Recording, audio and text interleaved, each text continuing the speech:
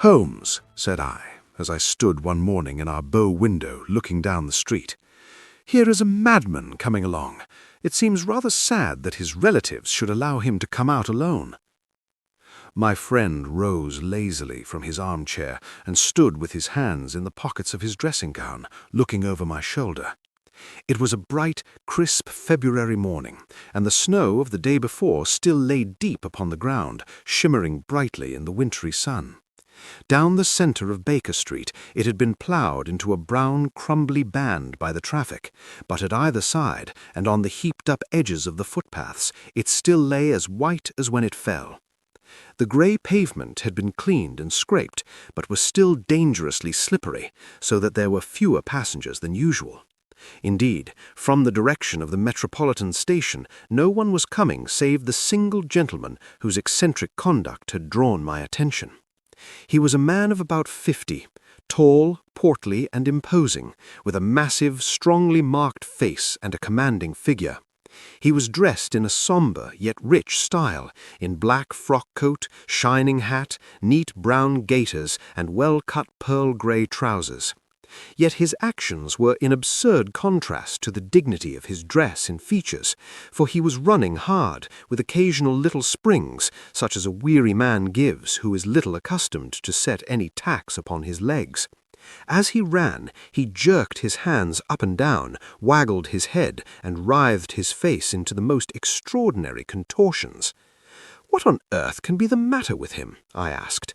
"He is looking up at the numbers of the houses." "I believe that he is coming here," said Holmes, rubbing his hands. "Here?" "Yes. I rather think he is coming to consult me professionally. I think that I recognize the symptoms. Ha! Did I not tell you?" As he spoke, the man, puffing and blowing, rushed at our door and pulled at our bell until the whole house resounded with the clanging. A few moments later he was in our room, still puffing, still gesticulating, but with so fixed a look of grief and despair in his eyes that our smiles were turned in an instant to horror and pity. For a while he could not get his words out, but swayed his body and plucked at his hair like one who has been driven to the extreme limits of his reason. Then, suddenly springing to his feet, he beat his head against the wall with such force that we both rushed upon him and tore him away to the center of the room. Sherlock Holmes pushed him down into the easy-chair, and sitting beside him patted his hand and chatted with him in the easy, soothing tones which he knew so well to employ. "You have come to me to tell your story, have you not?" said he. "You are fatigued with your haste. Pray wait until you have recovered yourself, and then I shall be most happy to look into any little problem which you may submit to me." The man sat for a minute or more with a heaving chest, fighting against his emotion. Then he passed his handkerchief over his brow, set his lips tight, and turned his face towards us. "No doubt you think me mad," said he. "I see that you have had some great trouble," responded Holmes. "God knows I have.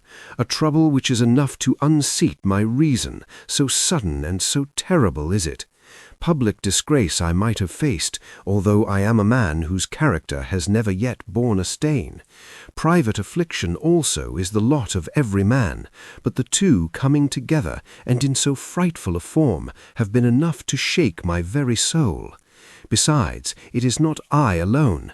The very noblest in the land may suffer unless some way be found out of this horrible affair." "Pray compose yourself, sir," said Holmes, "and let me have a clear account of who you are and what it is that has befallen you." "My name," answered our visitor, "is probably familiar to your ears. I am Alexander Holder, of the banking firm of Holder and Stevenson, of Threadneedle Street." The name was indeed well known to us as belonging to the senior partner in the second largest private banking concern in the city of London. What could have happened, then, to bring one of the foremost citizens of London to this most pitiable pass? We waited, all curiosity, until, with another effort, he braced himself to tell his story. "I feel that time is of value.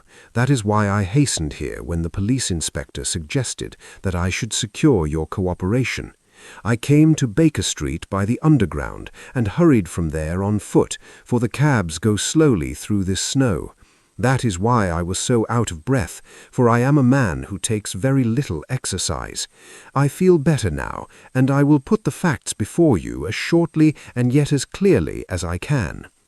It is, of course, well known to you that in a successful banking business, as much depends on our being able to find remunerative investments for our funds as upon our increasing our connection and the number of our depositors. One of our most lucrative means of laying out money is in the shape of loans, where the security is unimpeachable. We have done a good deal in this direction during the last few years, and there are many noble families to whom we have advanced large sums upon the security of their pictures, libraries, or plate. Yesterday morning I was seated in my office at the bank when a card was brought in to me by one of the clerks. I started when I saw the name, for it was that of none other than, well, perhaps even to you I had better say no more than it was a name which is a household word all over the earth, one of the highest, noblest, most exalted names in England. I was overwhelmed by the honor, and attempted when he entered to say so, but he plunged at once into business with the air of a man who wishes to hurry quickly through a disagreeable task. "Mr. Holder," said he, "I have been informed that you are in the habit of advancing money." "The firm does so when the security is good," I answered. "It is absolutely essential to me that I should have £50,000 at once. I could, of course, borrow so trifling a sum 10 times over from my friends, but I much prefer to make it a matter of business and to carry out that business myself. In my position you can readily understand that it is unwise to place oneself under obligations." "For how long, may I ask, do you want this sum?" I asked. "Next Monday I have a large sum due to me, and I shall then most certainly repay what you advance, with whatever interest you think it right to charge, but it is very essential to me that the money should be paid at once." "I should be happy to advance it without further parley from my own private purse," said I, "were it not that the strain would be rather more than it could bear. If, on the other hand, I am to do it in the name of the firm, then in justice to my partner, I must insist that even in your case every business-like precaution should be taken."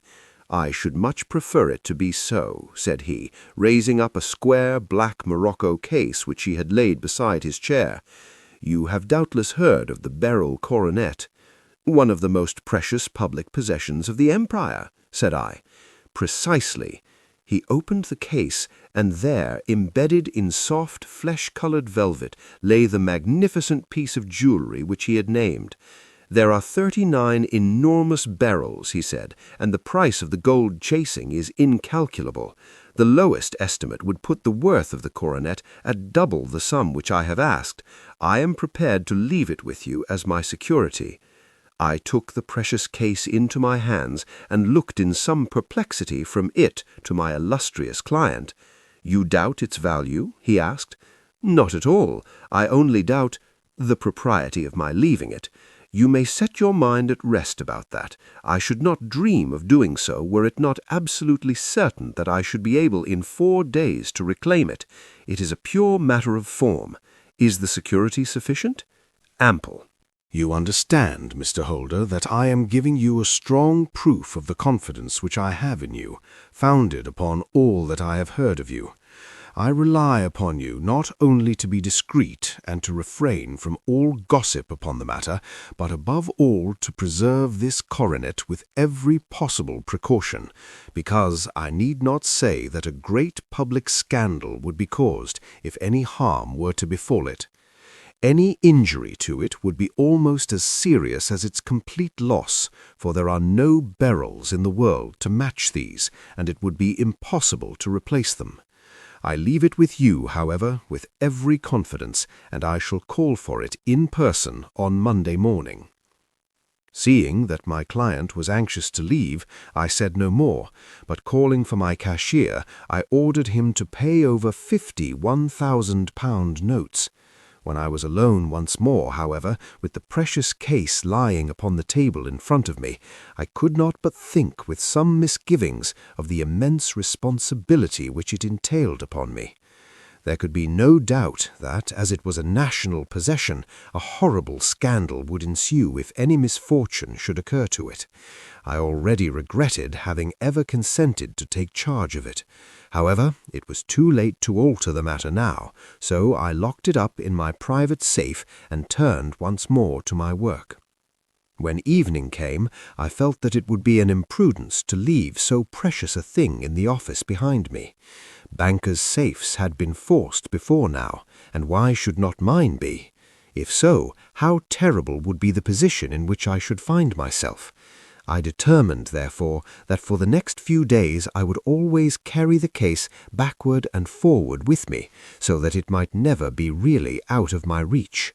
With this intention, I called a cab and drove out to my house at Streatham, carrying the jewel with me. I did not breathe freely until I had taken it upstairs and locked it in the bureau of my dressing-room. And now, a word as to my household, Mr. Holmes, for I wish you to thoroughly understand the situation. My groom and my page sleep out of the house and may be set aside altogether. I have 3 maidservants who have been with me a number of years, and whose absolute reliability is quite above suspicion. Another, Lucy Parr, the second waiting-maid, has only been in my service a few months. She came with an excellent character, however, and has always given me satisfaction. She is a very pretty girl, and has attracted admirers who have occasionally hung about the place. That is the only drawback which we have found to her, but we believe her to be a thoroughly good girl in every way. So much for the servants. My family itself is so small that it will not take me long to describe it. I am a widower, and have an only son, Arthur. He has been a disappointment to me, Mr. Holmes, a grievous disappointment. I have no doubt that I am myself to blame. People tell me that I have spoiled him. Very likely I have. When my dear wife died, I felt that he was all I had to love. I could not bear to see the smile fade even for a moment from his face. I have never denied him a wish. Perhaps it would have been better for both of us had I been sterner, but I meant it for the best. It was naturally my intention that he should succeed me in my business, but he was not of a business turn. He was wild, wayward, and, to speak the truth, I could not trust him in the handling of large sums of money. When he was young, he became a member of an aristocratic club, and there, having charming manners, he was soon the intimate of a number of men with long purses and expensive habits. He learned to play heavily at cards and to squander money on the turf, until he had again and again to come to me and implore me to give him an advance upon his allowance, that he might settle his debts of honour. He tried more than once to break away from the dangerous company which he was keeping, but each time the influence of his friend Sir George Burnwell was enough to draw him back again. And indeed, I could not wonder that such a man as Sir George Burnwell should gain an influence over him, for he has frequently brought him to my house, and I have found myself that I could hardly resist the fascination of his manner. He is older than Arthur, a man of the world to his fingertips, one who had been everywhere, seen everything, a brilliant talker and a man of great personal beauty. Yet when I think of him in cold blood, far away from the glamour of his presence, I am convinced from his cynical speech and the look which I have caught in his eyes that he is one who should be deeply distrusted. So I think, and so too thinks my little Mary, who has a woman's quick insight into character. And now there is only she to be described. She is my niece, but when my brother died 5 years ago and left her alone in the world, I adopted her and have looked upon her ever since as my daughter. She is a sunbeam in my house, sweet, loving, beautiful, a wonderful manager and housekeeper, yet as tender and quiet and gentle as a woman could be. She is my right hand. I do not know what I could do without her. In only one matter has she ever gone against my wishes. Twice my boy has asked her to marry him, for he loves her devotedly, but each time she has refused him. I think that if anyone could have drawn him into the right path, it would have been she, and that his marriage might have changed his whole life. But now, alas, it is too late, forever too late.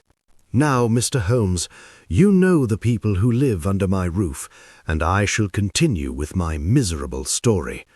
When we were taking coffee in the drawing-room that night after dinner, I told Arthur and Mary my experience, and of the precious treasure which we had under our roof, suppressing only the name of my client.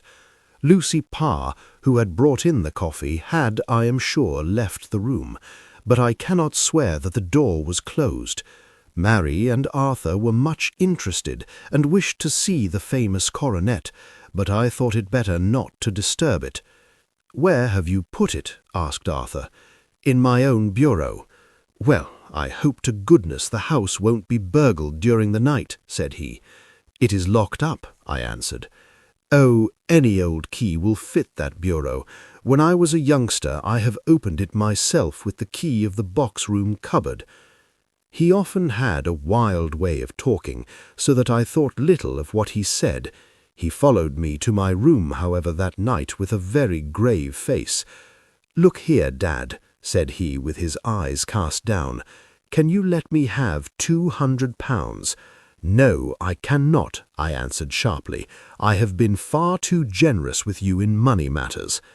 "You have been very kind," he said, "but I must have this money, or else I can never show my face inside the club again." "And a very good thing too," I cried. "Yes, but you would not have me leave it a dishonored man," said he. "I could not bear the disgrace. I must raise the money in some way, and if you will not let me have it, then I must try other means." I was very angry, for this was the third demand during the month. "You shall not have a farthing from me," I cried, on which he bowed and left the room without another word. When he was gone, I unlocked my bureau, made sure that my treasure was safe, and locked it again.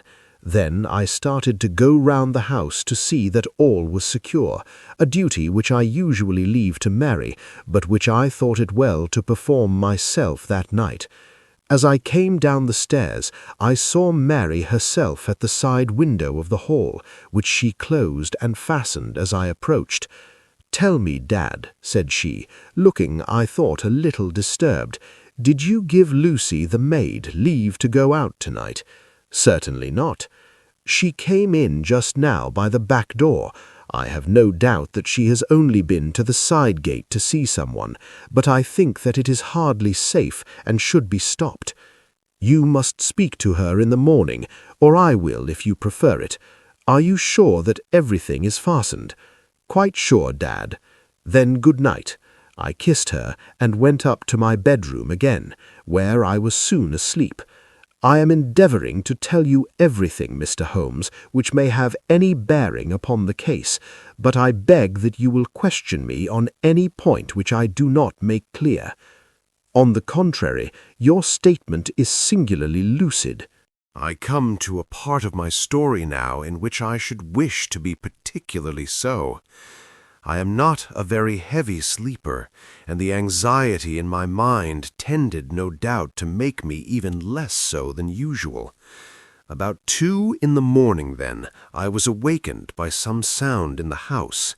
It had ceased ere I was wide awake, but it had left an impression behind it as though a window had gently closed somewhere. I lay listening with all my ears. Suddenly, to my horror, there was a distinct sound of footsteps moving softly in the next room. I slipped out of bed, all palpitating with fear, and peeped round the corner of my dressing-room door. "Arthur!" I screamed. "You villain! You thief! How dare you touch that coronet?" The gas was half up, as I had left it, and my unhappy boy, dressed only in his shirt and trousers, was standing beside the light, holding the coronet in his hands. He appeared to be wrenching at it or bending it with all his strength.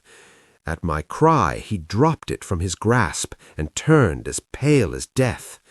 I snatched it up and examined it. One of the gold corners with 3 of the barrels in it was missing. "You blackguard!" I shouted, beside myself with rage. "You have destroyed it. You have dishonored me forever. Where are the jewels which you have stolen?" "Stolen?" he cried. "Yes, thief!" I roared, shaking him by the shoulder. "There are none missing. There cannot be any missing," said he. "There are 3 missing, and you know where they are. Must I call you a liar as well as a thief? Did I not see you trying to tear off another piece?" "You have called me names enough," said he. "I will not stand it any longer. I shall not say another word about this business, since you have chosen to insult me. I will leave your house in the morning and make my own way in the world." "You shall leave it in the hands of the police," I cried, half mad with grief and rage. "I shall have this matter probed to the bottom." "You shall learn nothing from me," said he, with a passion such as I should not have thought was in his nature. "If you choose to call the police, let the police find what they can." By this time the whole house was astir, for I had raised my voice in my anger. Mary was the first to rush into my room, and at the sight of the coronet and of Arthur's face, she read the whole story, and with a scream fell down senseless on the ground. I sent the housemaid for the police, and put the investigation into their hands at once. When the inspector and a constable entered the house, Arthur, who had stood sullenly with his arms folded, asked me whether it was my intention to charge him with theft. I answered that it had ceased to be a private matter, but had become a public one, since the ruined coronet was national property. I was determined that the law should have its way in everything. "At least," said he, "you will not have me arrested at once. It would be to your advantage as well as mine if I might leave the house for 5 minutes. That you may get away, or perhaps that you may conceal what you have stolen," said I. And then, realizing the dreadful position in which I was placed, I implored him to remember that not only my honor, but that of one who was far greater than I was at stake, and that he threatened to raise a scandal which would convulse the nation. He might avert it all if he would but tell me what he had done with the 3 missing stones. "You may as well face the matter," said I. "You have been caught in the act, and no confession could make your guilt more heinous. If you but make such reparation as is in your power, by telling us where the barrels are, all shall be forgiven and forgotten." "Keep your forgiveness for those who ask for it," he answered, turning away from me with a sneer. I saw that he was too hardened for any words of mine to influence him. There was but one way for it. I called in the inspector and gave him into custody. A search was made at once, not only of his person, but of his room and of every portion of the house where he could possibly have concealed the gems, but no trace of them could be found, nor would the wretched boy open his mouth for all our persuasions and our threats. This morning he was removed to a cell, and I, after going through all the police formalities, have hurried round to you to implore you to use your skill in unravelling the matter. The police have openly confessed that they can at present make nothing of it. You may go to any expense which you think necessary. I have already offered a reward of £1,000. My God, what shall I do? I have lost my honor, my gems, and my son in one night. Oh, what shall I do?" He put a hand on either side of his head and rocked himself to and fro, droning to himself like a child whose grief has got beyond words. Sherlock Holmes sat silent for some few minutes, with his brows knitted and his eyes fixed upon the fire. "Do you receive much company?" he asked. "None save my partner with his family and an occasional friend of Arthur's. Sir George Burnwell has been several times lately. No one else, I think. Do you go out much in society? Arthur does. Mary and I stay at home. We neither of us care for it. That is unusual in a young girl. She is of a quiet nature. Besides, she is not so very young. She is 24. This matter, from what you say, seems to have been a shock to her also. Terrible. She is even more affected than I. You have neither of you any doubt as to your son's guilt. How can we have when I saw him with my own eyes with the coronet in his hands? I hardly consider that a conclusive proof.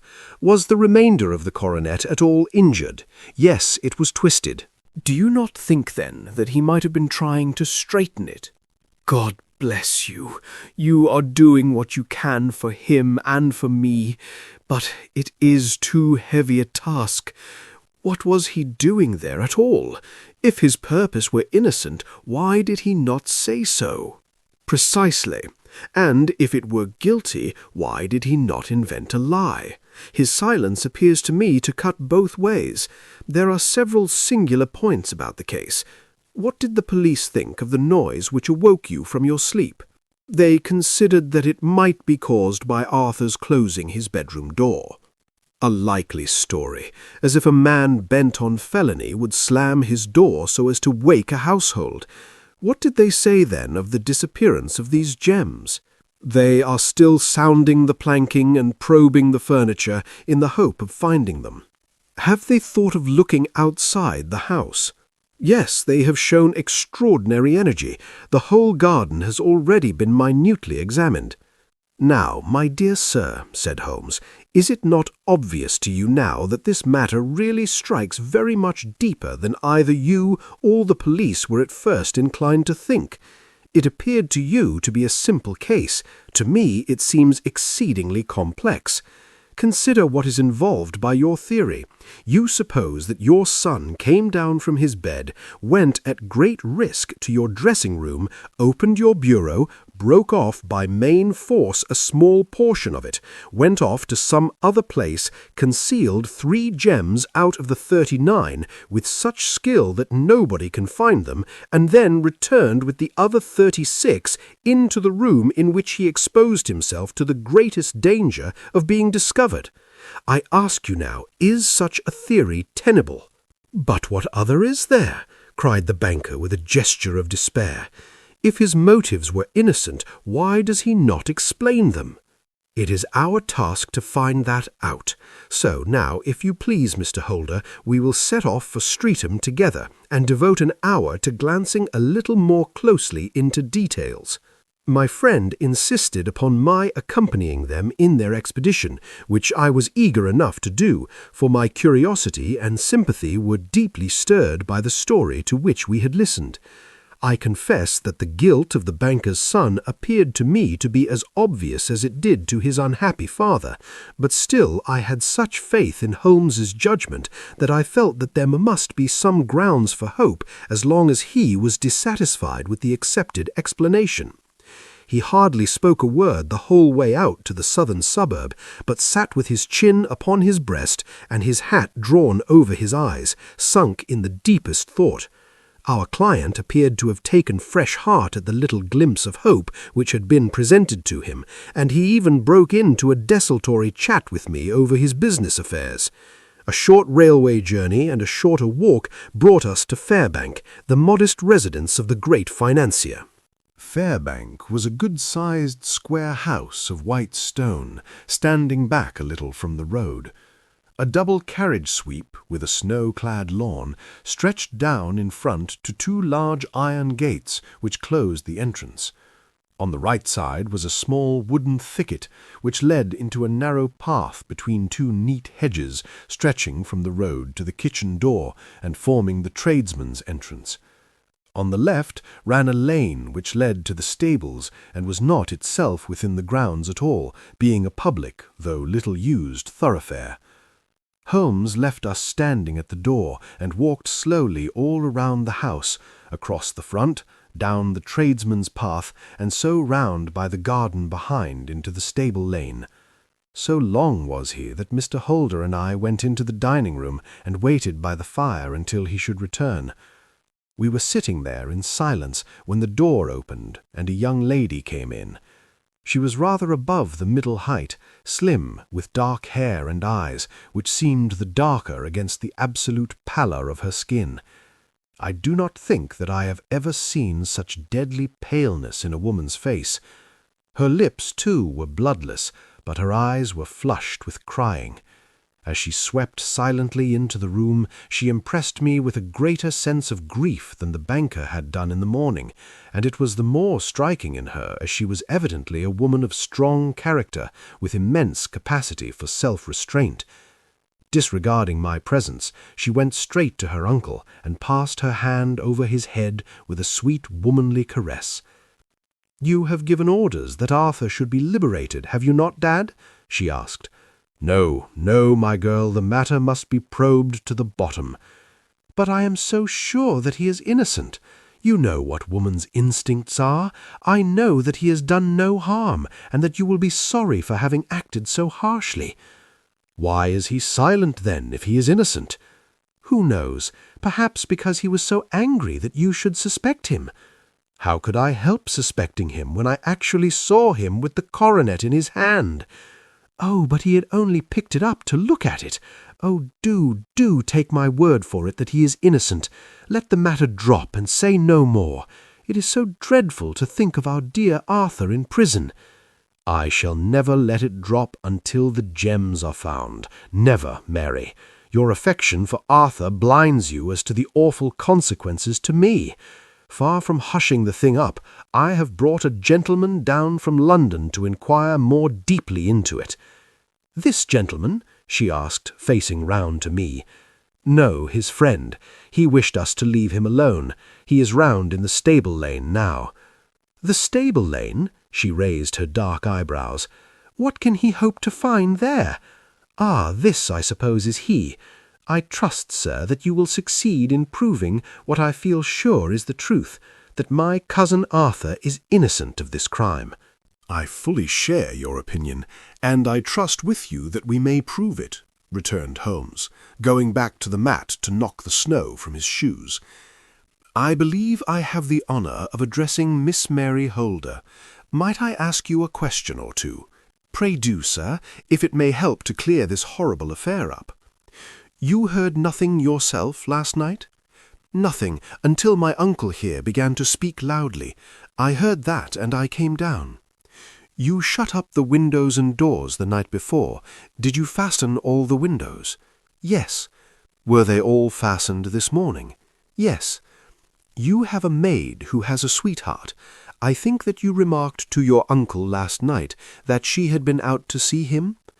"Yes, and she was the girl who waited in the drawing-room, and who may have heard uncle's remarks about the coronet." "I see. You infer that she may have gone out to tell her sweetheart, and that the two may have planned the robbery." "But what is the good of all these vague theories?" cried the banker impatiently, "when I have told you that I saw Arthur with the coronet in his hands?" "Wait a little, Mr. Holder. We must come back to that. About this girl, Miss Holder. You saw her return by the kitchen door, I presume?" "Yes. When I went to see if the door was fastened for the night, I met her slipping in. I saw the man, too, in the gloom." "Do you know him?" "Oh, yes. He is the greengrocer who brings our vegetables round. His name is Francis Prosper." "He stood," said Holmes, "to the left of the door, that is to say, farther up the path than is necessary to reach the door." "Yes, he did. And he is a man with a wooden leg." Something like fear sprang up in the young lady's expressive black eyes. "Why, you're like a magician," she said. "How do you know that?" She smiled, but there was no answering smile in Holmes's thin, eager face. "I should be very glad now to go upstairs," he said. "I shall probably wish to go over the outside of the house again. Perhaps I had better take a look at the lower windows before I go up." He walked swiftly round from one to the other, pausing only at the large one which looked from the hall onto the stable lane. This he opened and made a very careful examination of the sill with his powerful magnifying lens. "Now we shall go upstairs," he said at last. The banker's dressing-room was a plainly furnished little chamber with a grey carpet, a large bureau, and a long mirror. Holmes went to the bureau first and looked hard at the lock. Which key was used to open it? That which my son himself indicated, that of the cupboard of the lumber room. Have you it here? That is it on the dressing-table. Sherlock Holmes took it up and opened the bureau. "It is a noiseless lock," said he. "It is no wonder that it did not wake you. This case, I presume, contains the coronet. We must have a look at it." He opened the case, and taking out the diadem, he laid it upon the table. It was a magnificent specimen of the jeweller's art, and the 36 stones were the finest that I have ever seen. At one side of the coronet was a cracked edge, where a corner holding 3 gems had been torn away. "Now, Mr. Holder," said Holmes, "here is the corner which corresponds to that which has been so unfortunately lost. Might I beg that you will break it off?" The banker recoiled in horror. "I should not dream of trying," said he. "Then I will." Holmes suddenly bent his strength upon it, but without result. "I feel it give a little," said he, "but though I am exceptionally strong in the fingers, it would take me all my time to break it. An ordinary man could not do it. Now, what do you think would happen if I did break it, Mr. Holder? There would be a noise like a pistol shot. Do you tell me that all this happened within a few yards of your bed, and that you heard nothing of it? I do not know what to think. It is all dark to me. But perhaps it may grow lighter as we go. What do you think, Miss Holder?" "I confess that I still share my uncle's perplexity. Your son had no shoes or slippers on when you saw him." "He had nothing on save only his trousers and shirt." "Thank you. We have certainly been favoured with extraordinary luck during this inquiry, and it will be entirely our own fault if we do not succeed in clearing the matter up. With your permission, Mr. Holder, I shall now continue my investigations outside." He went alone at his own request, for he explained that any unnecessary footmarks might make his task more difficult. For an hour or more he was at work, returning at last with his feet heavy with snow and his features as inscrutable as ever. "I think that I have seen now all that there is to see, Mr. Holder," said he.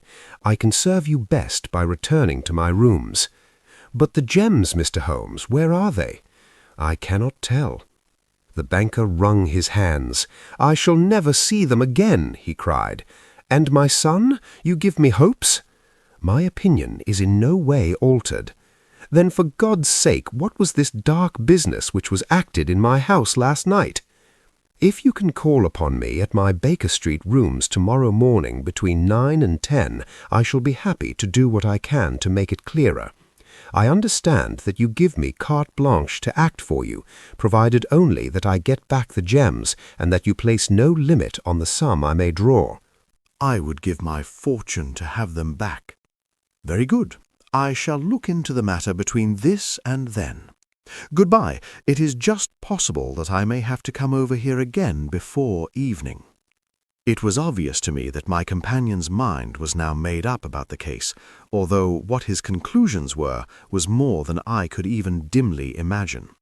Several times during our homeward journey I endeavoured to sound him upon the point, but he always glided away to some other topic, until at last I gave it over in despair. It was not yet 3 when we found ourselves in our rooms once more. He hurried to his chamber, and was down again in a few minutes dressed as a common loafer. With his collar turned up, his shiny, seedy coat, his red cravat, and his worn boots, he was a perfect sample of the class. "I think that this should do," said he, glancing into the glass above the fireplace. "I only wish that you could come with me, Watson, but I fear that it won't do. I may be on the trail in this matter, or I may be following a will-o'-the-wisp, but I shall soon know which it is. I hope that I may be back in a few hours." He cut a slice of beef from the joint upon the sideboard, sandwiched it between 2 rounds of bread, and thrusting this rude meal into his pocket, he started off upon his expedition. I had just finished my tea when he returned, evidently in excellent spirits, swinging an old elastic-sided boot in his hand. He chucked it down into a corner and helped himself to a cup of tea. "I only looked in as I passed," said he. "I am going right on." "Where to?" "Oh, to the other side of the West End. It may be some time before I get back. Don't wait up for me in case I should be late." "How are you getting on?" "Oh, so-so, nothing to complain of. I have been out to Streatham since I saw you last, but I did not call at the house. It is a very sweet little problem, and I would not have missed it for a good deal. However, I must not sit gossiping here, but must get these disreputable clothes off and return to my highly respectable self." I could see by his manner that he had stronger reasons for satisfaction than his words alone would imply. His eyes twinkled, and there was even a touch of colour upon his sallow cheeks. He hastened upstairs, and a few minutes later I heard the slam of the hall door, which told me that he was off once more upon his congenial hunt. I waited until midnight, but there was no sign of his return, so I retired to my room. It was no uncommon thing for him to be away for days and nights on end when he was hot upon a scent, so that his lateness caused me no surprise. I do not know at what hour he came in, but when I came down to breakfast in the morning, there he was, with a cup of coffee in one hand and the paper in the other, as fresh and trim as possible. "You will excuse my beginning without you, Watson, but you remember that our client has rather an early appointment this morning." "Why, it is after 9 now. I should not be surprised if that were he. I thought I heard a ring." It was indeed our friend the financier. I was shocked by the change which had come over him, for his face, which was naturally of a broad and massive mould, was now pinched and fallen in, while his hair seemed to me at least a shade whiter. He entered with a weariness and lethargy which was even more painful than his violence of the morning before, and he dropped heavily into the armchair which I pushed forward for him. "I do not know what I have done to be so severely tried," said he. "Only 2 days ago I was a happy and prosperous man, without a care in the world. Now I am left to a lonely and dishonored age. One sorrow comes close upon the heels of another. My niece, Mary, has deserted me." "Deserted you?" "Yes, her bed this morning had not been slept in, her room was empty, and a note for me lay upon the hall table. I had said to her last night, in sorrow and not in anger, that if she had married my boy, all might have been well with him. Perhaps it was thoughtless of me to say so. It is to that remark that she refers in this note. My dearest uncle, I feel that I have brought trouble upon you, and that if I had acted differently, this terrible misfortune might never have occurred. I cannot, with this thought in my mind, ever again be happy under your roof, and I feel that I must leave you forever. Do not worry about my future, for that is provided for, and above all do not search for me, for it will be fruitless labor and an ill service to me. In life or in death, I am ever your loving Mary." What could she mean by that note, Mr. Holmes? Do you think it points to suicide? No, nothing of the kind. It is perhaps the best possible solution. I trust, Mr. Holder, that you are nearing the end of your troubles. "Ha! You say so. You have heard something, Mr. Holmes. You have learned something. Where are the gems?" "You would not think £1,000 apiece an excessive sum for them. I would pay 10. That would be unnecessary. 3,000 will cover the matter, and there is a little reward, I fancy. Have your cheque-book. Here is a pen. Better make it out for £4,000. With a dazed face, the banker made out the required cheque. Holmes walked over to his desk, took out a little triangular piece of gold with 3 gems in it, and threw it down upon the table. With a shriek of joy, our client clutched it up. "You have it!" he gasped. "I am saved! I am saved!" The reaction of joy was as passionate as his grief had been, and he hugged his recovered gems to his bosom. "There is one other thing you owe, Mr. Holder," said Sherlock Holmes, rather sternly. "Oh!" He caught up a pen. "Name the sum, and I will pay it." "No, the debt is not to me. You owe a very humble apology to that noble lad, your son, who has carried himself in this matter as I should be proud to see my own son do, should I ever chance to have one." Then it was not Arthur who took them? I told you yesterday, and I repeat today, that it was not. You are sure of it? Then let us hurry to him at once to let him know that the truth is known. He knows it already. When I had cleared it all up, I had an interview with him, and finding that he would not tell me the story, I told it to him, on which he had to confess that I was right, and to add the very few details which were not yet quite clear to me. Your news of this morning, however, may open his lips. For heaven's sake, tell me then, what is this extraordinary mystery? I will do so, and I will show you the steps by which I reached it. And let me say to you first that which it is hardest for me to say and for you to hear. There has been an understanding between Sir George Burnwell and your niece, Mary. They have now fled together. My Mary? Impossible! It is unfortunately more than possible. It is certain. Neither you nor your son knew the true character of this man when you admitted him into your family circle. He is one of the most dangerous men in England, a ruined gambler, an absolutely desperate villain, a man without heart or conscience. Your niece knew nothing of such men. When he breathed his vows to her, as he had done to 100 before her, she flattered herself that she alone had touched his heart. The devil knows best what he said, but at least she became his tool, and was in the habit of seeing him nearly every evening. I cannot and I will not believe it, cried the banker with an ashen face. I will tell you then what occurred in your house last night. Your niece, when you had, as she thought, gone to your room, slipped down and talked to her lover through the window which leads into the stable lane. His footmarks had pressed right through the snow, so long had he stood there. She told him of the coronet. His wicked lust for gold kindled at the news, and he bent her to his will. I have no doubt that she loved you, but there are women in whom the love of a lover extinguishes all other loves, and I think that she must have been one. She had hardly listened to his instructions when she saw you coming downstairs, on which she closed the window rapidly and told you about one of the servants' escapade with her wooden-legged lover, which was perfectly true. Your boy, Arthur, went to bed after his interview with you, but he slept badly on account of his uneasiness about his club debts.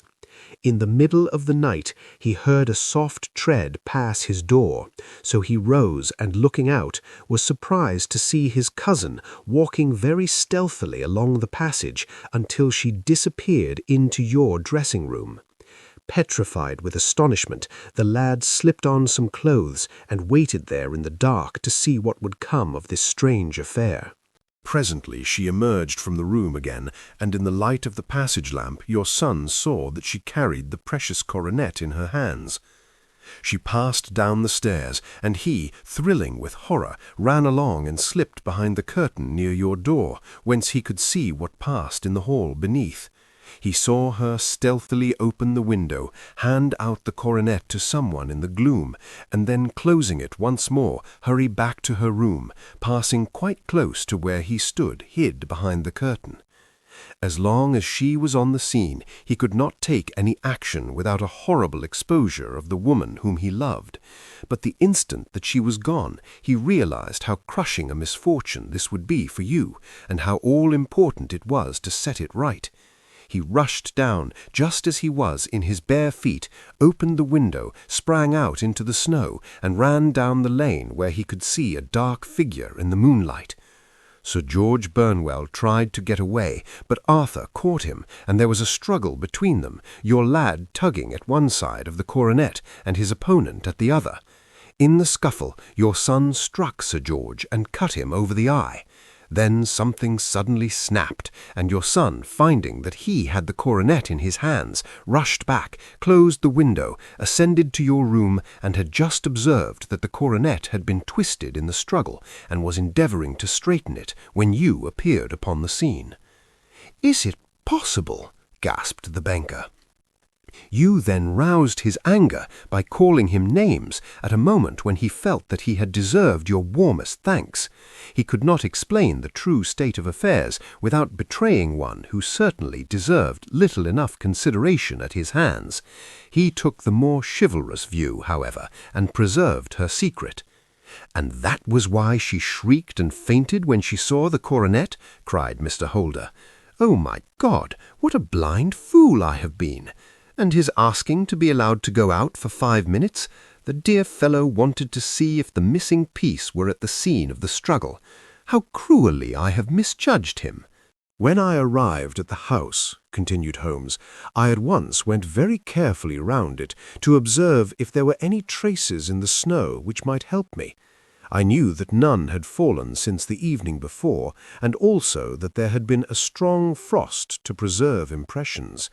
I passed along the tradesman's path, but found it all trampled down and indistinguishable. Just beyond it, however, at the far side of the kitchen door, a woman had stood and talked with a man, whose round impressions on one side showed that he had a wooden leg. I could even tell that they had been disturbed, for the woman had run back swiftly to the door, as was shown by the deep toe and light heel marks, while Woodenleg had waited a little and then had gone away.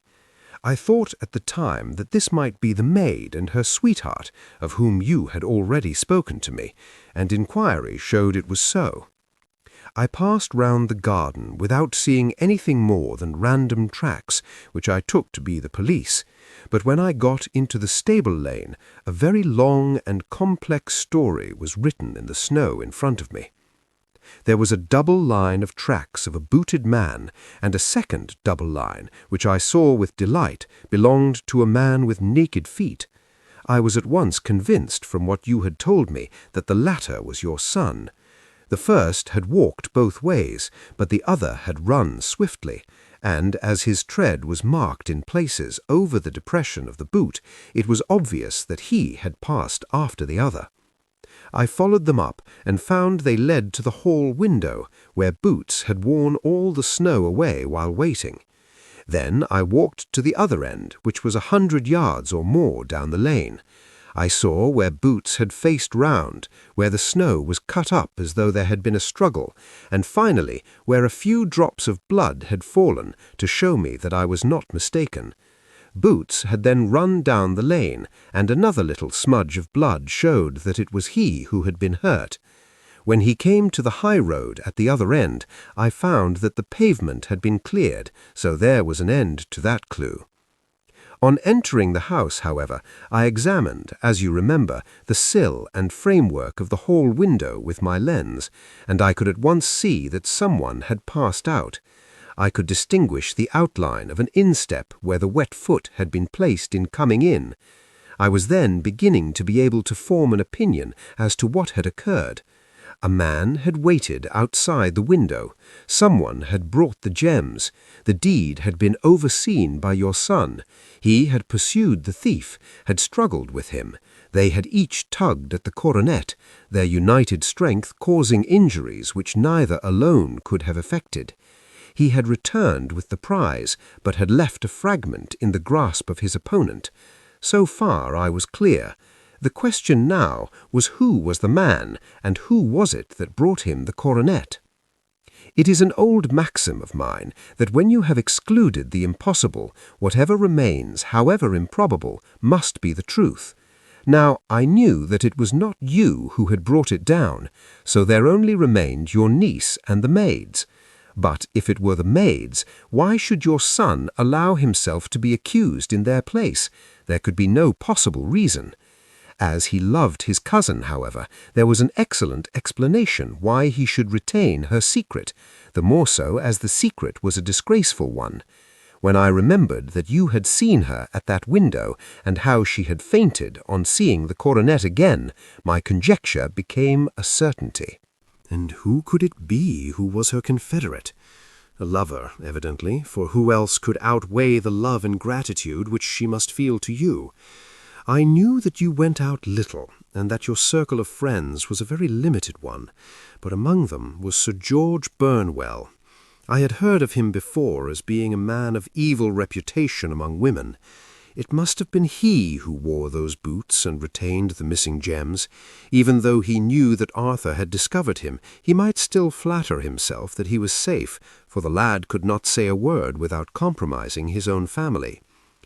Well, your own good sense will suggest what measures I took next. I went in the shape of a loafer to Sir George's house, managed to pick up an acquaintance with his valet, learned that his master had cut his head the night before, and finally, at the expense of 6 shillings, made all sure by buying a pair of his cast-off shoes. With these I journeyed down to Streatham, and saw that they exactly fitted the tracks. "I saw an ill-dressed vagabond in the lane yesterday evening," said Mr. Holder. "Precisely. It was I. I found that I had my man, so I came home and changed my clothes. It was a delicate part which I had to play then, for I saw that a prosecution must be avoided to avert scandal, and I knew that so astute a villain would see that our hands were tied in the matter. I went and saw him. At first, of course, he denied everything, but when I gave him every particular that had occurred, he tried to bluster and took down a life-preserver from the wall. I knew my man, however, and I clapped a pistol to his head before he could strike. Then he became a little more reasonable. I told him that we would give him a price for the stones he held, £1,000 apiece. That brought out the first signs of grief that he had shown. "Why, dash it all," said he, "I've let them go at 600 for the 3. I soon managed to get the address of the receiver who had them, on promising him that there would be no prosecution.